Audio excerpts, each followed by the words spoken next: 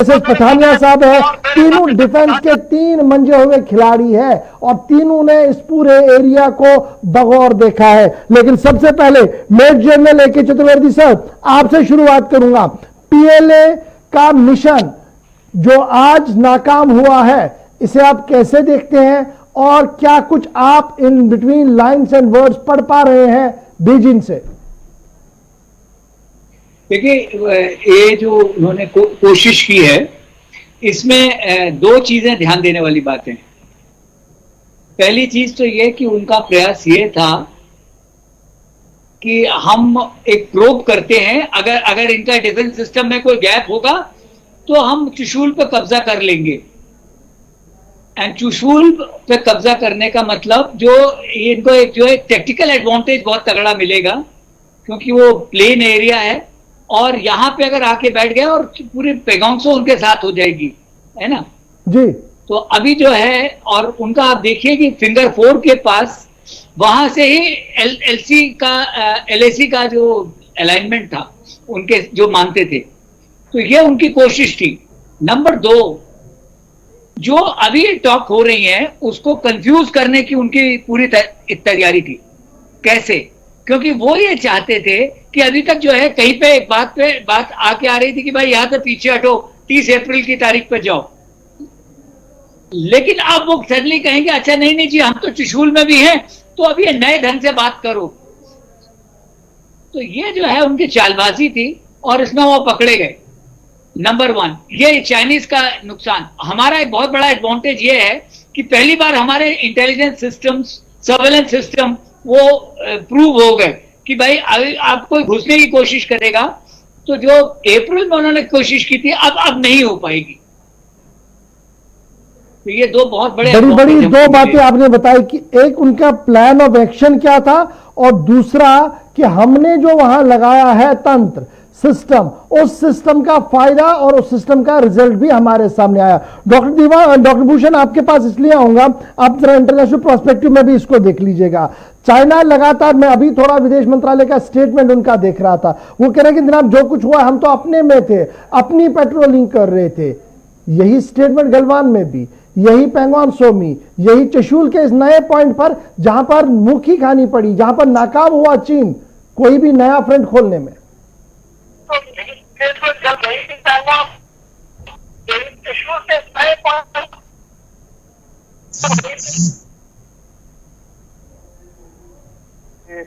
सियाचिन पे जिसमें उनको थ्रेट है कि वहां से काराकोरम पास 30-40 किलोमीटर है, उसकी परली तरफ जो है उनकी जो OBOR जा रही है, तो उनका सारा थ्रेट उसी पे है। तो ये जो स्टार्टिंग पॉइंट है 200 किलोमीटर साउथ टोलजिपिक गोल्डी से चुशूल एरिया है, ये उस पे स्ट्रेटेजिक एडवांटेज लेना चाह रहे हैं।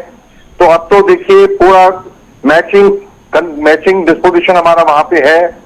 सबसे बड़ी चीज मुझे ये नजर आ रही है कि मुझे लगता है कि एक्शन तो जरूर होगा। अब लेह रोड भी बंद कर दी सरकार ने, और बस एक ही चीज हमने देखनी है कि पाकिस्तान जो है वो पश्चिम से हमें तकलीफ ना दे, वो हम कैसे बचा पाए। 2 फ्रंट वॉर डिप्लोमेसी से अमेरिका को इन्वॉल्व करके और साउथ चाइना से प्रेशर डलवा के, ताकि वो चीज ना हो पाए, क्योंकि वो जो डरे हुए चाइनीज जिसके लिए आगे आए हैं पीछे हटने वाले नहीं है, झूठ तो बोलते रहेंगे वो। तो अभी हमने पूरी तैयारी रखनी है। आगे 62 का वॉर भी आपको पता है अक्टूबर में ही हुआ था, तो ये कुछ सर्दियों में ही होता है। मेजर साहब, मैं चतुर्वेदी सर आपके पास दोबारा आऊंगा, लेकिन उससे पहले जरा एसएस पठानिया साहब कैसे देखते हैं आज की इस हमाकत को जो चाइना की तरफ से की गई? एक तरफ से टेबल टॉक, एक तरफ से जो उनके यहाँ दिल्ली के अंदर एम्बेसडर है उनकी मीठी मीठी बातें, और अपना मिशन अपनी जगह। देखिए गौर साहब, मैं थोड़ा इसको कंट्री तरीके से लूंगा। हम लोगों को चाइना ने सरप्राइज किया पैंगोंग सो लेक एरिया में, और जो हम PP एरिया की बात करते हैं या डेप्सोंग प्लेन के अंदर या गलवान वैली के अंदर, उस समय ना हमारी सर्वेलेंस थी, ना हमारे पास इंटेलिजेंस रिपोर्ट थी, वो वहां पे आके बैठ गए। उसके बाद अगर हम चुशूल की बात करते हैं, इस समय पूरी जो फौजें हैं वो पूरी तरह से अलर्ट हैं। जितना भी हमारा डिप्लॉयमेंट हो रखा है वो पूरी तरह से अलर्ट है। दिन रात जो है वो एरिया को अंडर सर्विलेंस रखा हुआ है, उसके ऊपर वॉच है। तो अगर आप ये मान के चलें कि वो 200 लोगों के साथ आएंगे और चुशूल को कैप्चर करके बैठ जाएंगे, टैक्टिकली इट्स नॉट फिजिबल अभी। और उस हालात में अगर ये वहां के ये क्या अचीव करेंगे? देखिए, जब आपने कहीं पोजीशन के ऊपर बैठ जाना अलग बात है, लेकिन पोजीशन को रिटेन करना, सबसे पहले तो वो पहुंच नहीं पाएंगे वहां। 200-300 अगर लोग आते हैं चाइनीज के, उन्होंने प्रूव जरूर किया हुआ है कि अगर कोई गैप एग्जिस्ट कर रहा है तो उसको हम एक्सप्लॉइट करते हैं। और ये एक नॉर्मल टेक्टिक्स होती है when you are sitting in a eyeball to eyeball contact, कि आप उनको दुश्मन को प्रूव कीजिए, जहां पे कमजोर है वहां उस एरिया में जाके आप बैठ जाइए। लेकिन अगर हम बात करते हैं कि वो 300 लोगों के साथ या 500 लोगों के साथ चुशूल को कैप्चर करने के इरादे से आए हुए हैं, I have different perspective about it. तो आपका यह मानना कि वो सिर्फ टेस्ट ड्राइव के लिए आए थे या हमें सरप्राइज करने के लिए आए थे कि देखिए ये चीजें अभी भी आपकी कमजोर हैं, इसे टाइट कीजिएगा? नो, मैं बताता हूं सर, उसमें वो आए थे कि अगर कोई ऐसा एरिया है जो हेल्ड नहीं है, जिसके अंदर वहां पे उनको हमें सरप्राइज कर सकते हैं, तो उस एरिया के अंदर जाके वो बैठ जाएंगे। लेकिन इसमें हमारी भारतीय फौज की हमें तारीफ करनी पड़ेगी कि उन्होंने वो सिचुएशन नहीं आने दी। So entire area is under effective surveillance. तो उसके बाद जब उन्होंने देखा कि दुश्मन की जो है कोई भी कमजोरी उनको नजर नहीं आई, तो वो वापस चले गए। मैं आपके पास आना मेजर लेके चौधरी साहब, एक तो अपनी बात को आप कंप्लीट भी कीजिएगा, और दूसरा मेरा जो देश भी जानना चाहेगा, चूंकि आप सीनियर मोस्ट मेजर है, तो आपसे ये मैं जानना चाहूंगा कि जो कुछ हो रहा है, जहां पर हम डिसएंगेजमेंट की बात कर रहे हैं, और आज भी भारत सरकार की तरफ से कहा गया कि देखिए हम पीस इनिशिएटिव के तहत डिसएंगेजमेंट चाहते हैं और ये डिसएंगेजमेंट होनी चाहिए और बातचीत के जरिए से होनी चाहिए। चाइना भी यही कह रहा है, लेकिन ग्राउंड पर वो चीज नजर नहीं आ रही है, बार बार गिरगिट की तरह रंग बदल रहा है चाइना। तो क्या अब हमें इसी पोजीशन पे रहना चाहिए, बातचीत बातचीत बातचीत, या कुछ और अब आगे बढ़ने की जरूरत है, और वो और क्या हो सकता है? देखिए, इसमें एक चीज जो ध्यान रखने वाली बात ये है कि जो वो ये कहते हैं कि हम तो अपने एरिया में हैं, बेसिकली वो बहुत पहले से, वो चाइना बहुत चालाक देश है। क्यों चालाकी उसने क्या की है कि उसने एलएसी तो डिफाइन ही नहीं की है। वो कहता है ये तो हमारा इलाका है, तो हम अंदर गए तो हम तो अपने इलाके में गए हैं। तो ये उसकी एक चालाकी है। दूसरा, ये जो बातचीत की बात कर रहा है, हम लोगों को बातचीत तो कभी छोड़नी ही नहीं चाहिए। लेकिन जैसा कि उसी की जो टैक्टिक्स है उसको हमें ध्यान में रखना चाहिए कि नीचे स्टॉर्म चलता रहे, लेकिन ऊपर से सरफेस एकदम काम होना चाहिए। और वही हमको भी करना है कि हमें जो तैयारी करनी हम करते रहें। और जब हमको, अच्छा, दूसरा इसमें मैं एक चीज जो बताना चाहूंगा, क्योंकि इसमें क्या है कि आज की तारीख में इनिशिएटिव वो उसके हाथ में है, और हमने इनिशिएटिव जीता था जब हमने उसके 59 एप्स बैन किए या उसको इकोनॉमिक चोट पहुंचाई, या हम जो इंडियन ओशन में कोशिश कर रहे हैं, जो कि आज हम लोगों ने एक वॉरशिप भी भेजा है साउथ चाइना सी में, तो ये हमारे इनिशिएटिव है।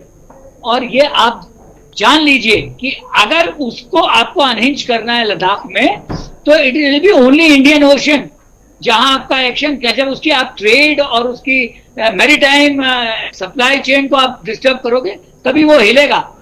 दूसरा, यहाँ इसीलिए दूसरा 3488 किलोमीटर की जो ये लाइन है, इसमें बहुत सी जगह है जहां की हमारे हाथ में इनिशिएटिव आ सकता है। तो जो उसने किया है, आप इस पर तैयार रहो कि ये पहला और आखिरी उसकी कोशिश नहीं है, उसकी ऐसी बहुत सारी कोशिशें चलेगी। मैं दोबारा आपके पास आऊंगा, लेकिन आपने बताया कि एक ये बिल्कुल कैंपेन सीजन है, 62 में भी वो यहीं से आया था, तो हमें इसके लिए तैयार अगले 2 महीने रहना पड़ेगा। राइट सर, अगले 2 महीने लगातार हर एक कह रहा है, कर्नल पठानिया सर, हर एक ये कह रहा है कि देखिए नेक्स्ट 2 मंथ्स जो है वो गेम चेंजर है जी, सो पूरे साउथ एशिया के लिए और स्पेशली भारत और चीन के लिए ये नेक्स्ट 2 मंथ्स वेरी क्रूशियल है। मुख्तलिफ इंटेलिजेंस रिपोर्ट्स यही बता रही है। तो ये जो नेक्स्ट 2 मंथ्स है, क्या उसको देखकर ही भारत सरकार की तरफ से बड़ा बयान सामने आया कि देखिए अगर वार्ता फेल होती है तो हमारे पास मिलिट्री ऑप्शन खुला हुआ है? एक तो इस पर आपकी चर्चा चाहूंगा, क्या प्रॉपर टाइम है मिलिट्री ऑप्शन का हमारे पास? और जो मेजर साहब कह रहे थे कि बहुत से ग्रे एरियाज है, जहां पर हमने अब नस दबाने की कोशिश करनी चाहिए ताकि हमारी नेगोशिएशन और मजबूत हो जाए? देखिए गौर साहब, मैं आपसे थोड़ा सा, China cannot be treated like Pakistan, number one. China is a mighty nation, and let's never underestimate our enemy. We know what is their strength in terms of navy, in terms of air force, in terms of armed forces. Right? We are very clear about it. Now, question is, who is going to bell the cat? हम क्या मान के चलें कि 2 महीनों में क्या होगा? मैं अभी आपसे ये अपना मैं विचार देता हूं. 2 महीनों में क्या होगा? वहां पे कन्वेंशनल वॉर शुरू हो जाएगा, उसके बाद वो न्यूक्लियर वॉर में कन्वर्ट हो जाएगा, उसके बाद साउथ चाइना सी में भी वहां पे यूएसए लेड कोलिशन के साथ. And if all this happen then we are definitely heading for the world war.